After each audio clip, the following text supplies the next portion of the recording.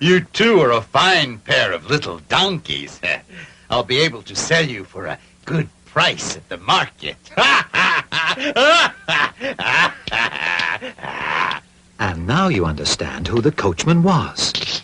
He was a scoundrel who lured little children into Toyland, waited for them to become donkeys, and then sold them in the marketplace.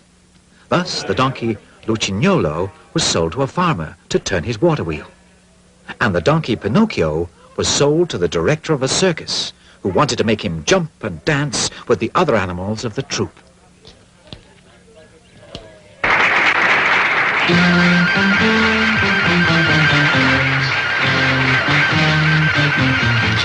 Thank you.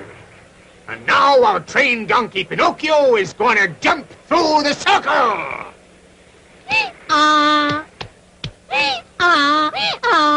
Go on. Go on, jump, you idiot. Go on.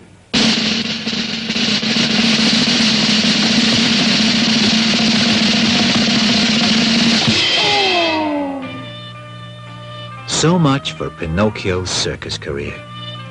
The accident left the donkey Pinocchio lame, and so he was sold to a maker of drums, who wanted to drown him in order to remove his skin and make a drum out of it.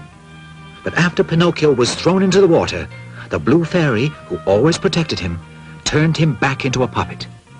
And so Pinocchio succeeded in escaping from the drum maker and set off to swim towards the open sea. At a certain point, he noticed a rock on which he found a mysterious goat of a beautiful dark blue color. Why, what's that? Pinocchio! Please hurry! For pity's sake! Oh, look at that! There's a goat in the middle of the sea, but its hair is all blue, just like my blue fairy. Quickly, Pinocchio, quickly! There's an enormous sea monster who has seen you and wants to eat you up! A sea monster, did you say? Where is it? Quickly, Pinocchio, quickly! Oh, my goodness! Look out, Pinocchio! The monster's right behind you! Watch out! Watch out!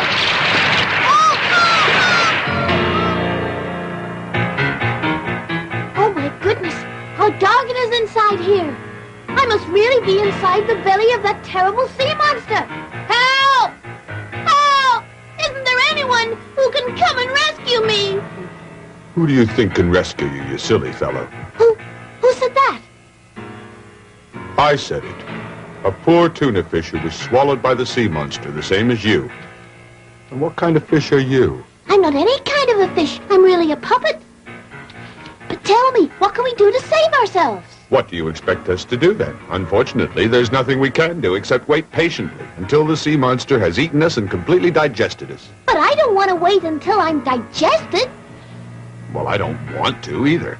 But you see, I'm being very philosophical. And I believe that when you're born a tuna fish, it's more dignified to die in water than in frying oil, isn't it? Yes, but I want to try to get out of here. I must get out of here, I tell you. Well, try to escape if you can. Ooh, down there. Look, I think I see a light. Yes, you're right. What do you think it could be? Well, no doubt it's another poor victim of the sea monster, and he's waiting just like us to be eaten and digested. Listen, excuse me for leaving you, but I want to see what that light is. You never know. Goodbye, tuna fish. Goodbye, puppet, and may luck be with you.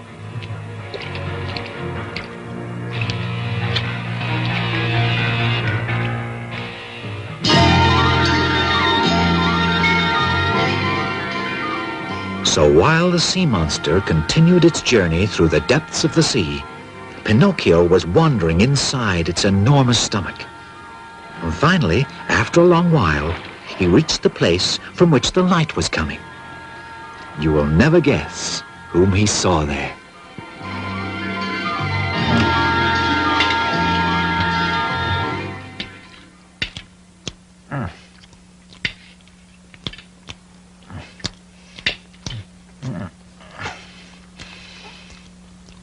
Huh? Oh!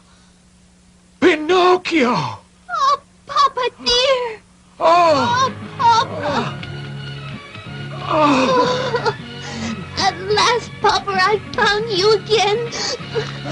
I'll never leave you again, Papa. Never, never, never. Are my weak old eyes telling me the truth? Is it possible that you're my dear little Pinocchio? Yes, Papa, it's me. And you've forgiven me, haven't you? Oh, Papa, if you only knew how many horrible things happened to me because I disobeyed you. But now, I'll never make you unhappy anymore. But you, Papa, how long have you been inside the sea monster? Oh, it must be 2 years now. 2 whole years? And how were you able to survive here for such a long time? Oh, you see, my son, the very same storm that shipwrecked my little sailing boat also shipwrecked a merchant ship that was close by me. The sailors were all safe, thank heavens, but the ship went down to the bottom. And it, too, was swallowed up by the terrible sea monster with all the cargo it was carrying. You mean the ship was swallowed in one mouthful? Yes, all in one mouthful. However, the sea monster spit out the mainmast because it got stuck between its teeth. How terrifying!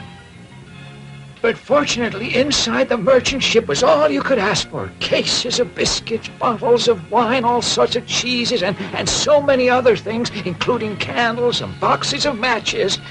But now we've reached the end of the supplies. All we have left is this little piece of candle. And when it's all burned out, we'll be left completely in the dark. Well, then, Papa, there's no time to lose. We must escape. Escape, you say? But how? We'll work our way up to the mouth of the sea monster and jump into the sea.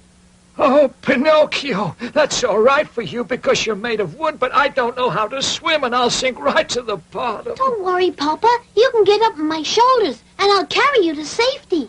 Hurry, we better go now. But you think it's possible?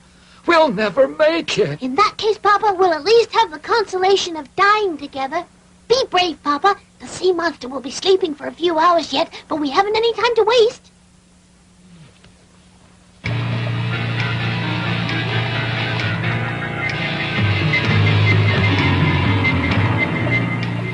In the middle of the night, while the sea monster was sleeping on the surface of the water with its mouth open because it suffered from asthma, Pinocchio and Geppetto succeeded in escaping by jumping into the sea. And luckily, by following their example, the tuna fish that Pinocchio had met inside the sea monster also succeeded in escaping. And with his help, they managed to reach the shore safe and sound. When Pinocchio and Geppetto reached land, it was already day. They set off in search of someone who might offer them a crust of bread and a place where they could sleep. Don't despair, Papa. You'll see. Somebody will give us shelter. Pinocchio, my dear old friend. My dear old friend. Well, who do I see? Oh, Pinocchio, give a little charity to 2 poor wretched invalids. Wretched invalids. Serves you right, you imposters. You cheated me once, but I'll tell you, you're not going to cheat me anymore. Believe us, Pinocchio. Today we really are poor and sick and tired. Have mercy on us. Have mercy on us. If you are poor, then you deserve to be. Remember the old proverb that says, stolen money will never bear fruit. Oh, please have pity on us. Please don't abandon us. Oh, please don't abandon us. Goodbye, you 2 thieves. And just you remember the other proverb that says, he who steals the jacket from his neighbor usually dies without even a shirt.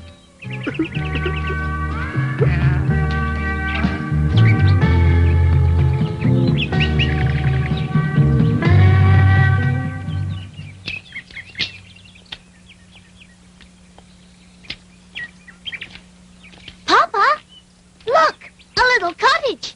Let's knock at the door. Maybe someone there will help us. Come in. The door is open.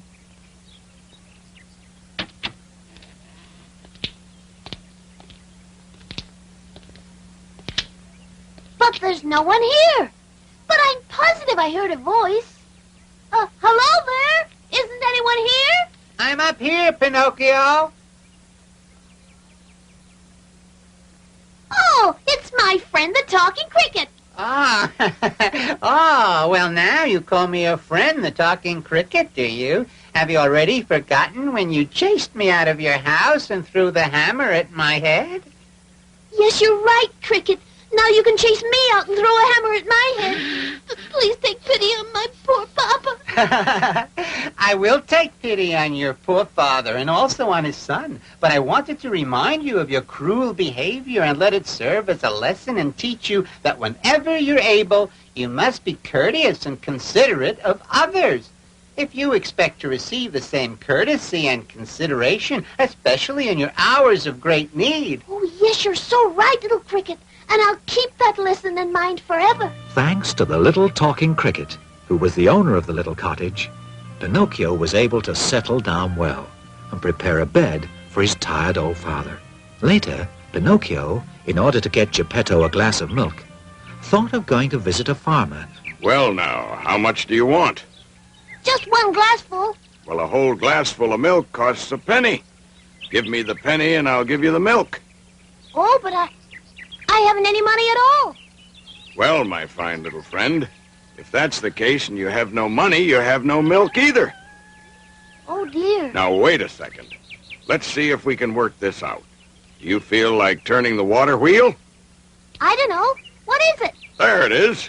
It's used for bringing up the water for watering the vegetables. Except the donkey that was doing that work is very sick and going to die. A poor creature. All right, now. Are you willing to do it?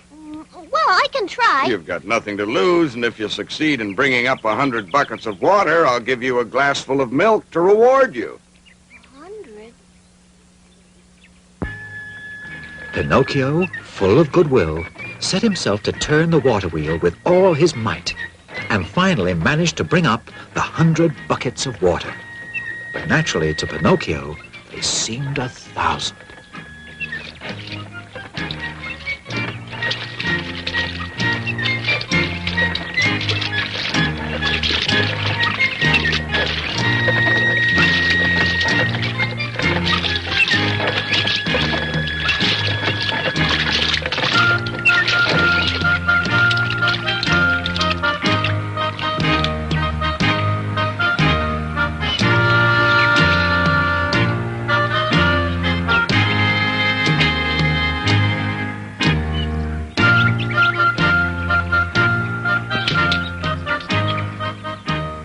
Donkey there. I've the feeling that I recognize it.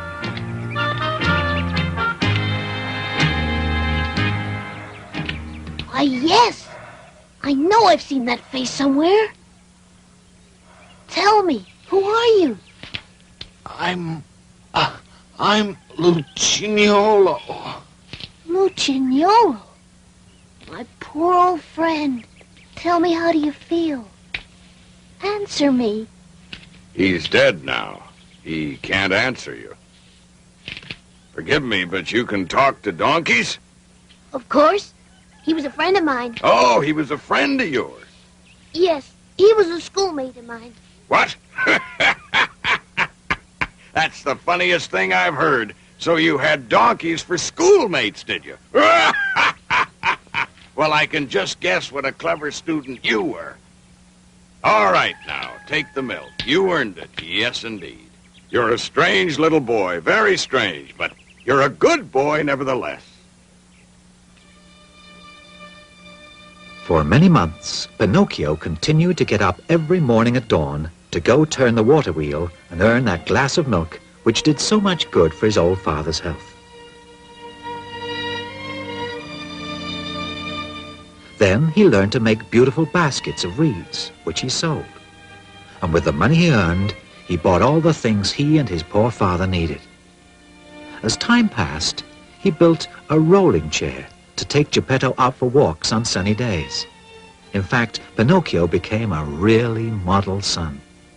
In fact, besides studying all day without ever taking a rest, he spent long hours working in the evening. One evening, Pinocchio worked very late to finish a large number of baskets. But in the end, no longer able to overcome his tiredness, he fell into a deep sleep.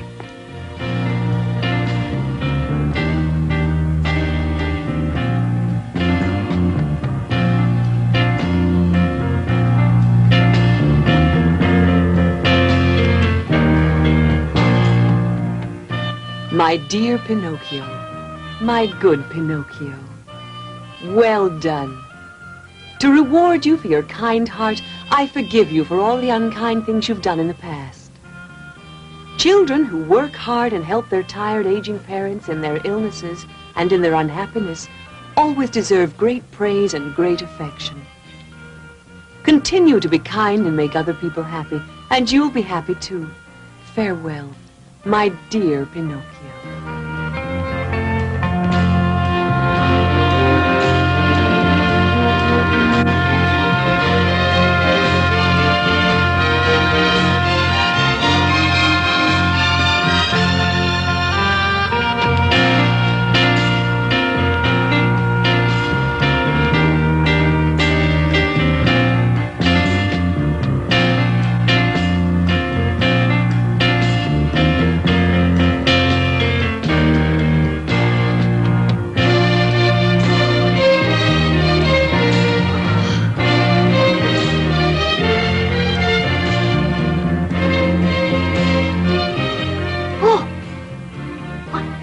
Then it wasn't a dream. Oh, I have become a boy, a real boy.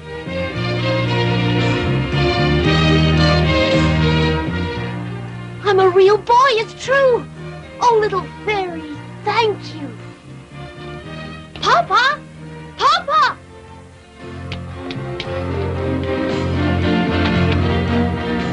Oh. Papa! Papa! My little son? Oh, my little Pinocchio. Why, Papa, you're all cured now. You look so well. You even seem to be 20 years younger. And just look how many changes there are in the house. It's not a cottage anymore. And all thanks to you, my son. It was your goodness and also your hard work that brought about these changes. Oh, Papa, I don't deserve all that. Papa, where is the old wooden Pinocchio gone to end his days? Would you like to see him? Oh, yes, I would. There he is. You mean that was me? Oh, my goodness, how funny looking I was. Yes, it's true, you were funny looking. But I always loved you no matter how you looked. You see, when you truly love someone, the way they look isn't so important. Yes, you're so right, Papa dear. And so ends the story of Pinocchio the puppet. And so begins the story of Pinocchio the boy.